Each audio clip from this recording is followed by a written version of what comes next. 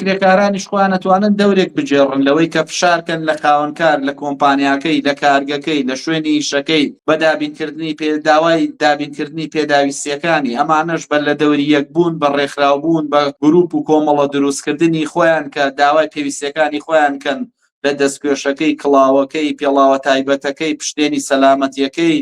چوزانم ڕێڕەو دەستنیشانکردنەکەی، شریتی دیاریکردنی شوێنی خەتەریات،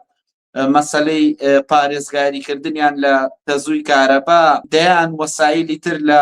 مەسەلەی پاراستنی گوێچکە و مەسەلەی پاراستنیان لە موادی چیمیایی وە چوزانم دەیان شتی دابینکردنی مەسعەدی پتە و کە هەموو مەرجێکی سەلامەتی تێدا بێ، بەرزکردنەوەی ئەو کرینانەی کە موادەکانیان بۆ گوازێتەوانێ کە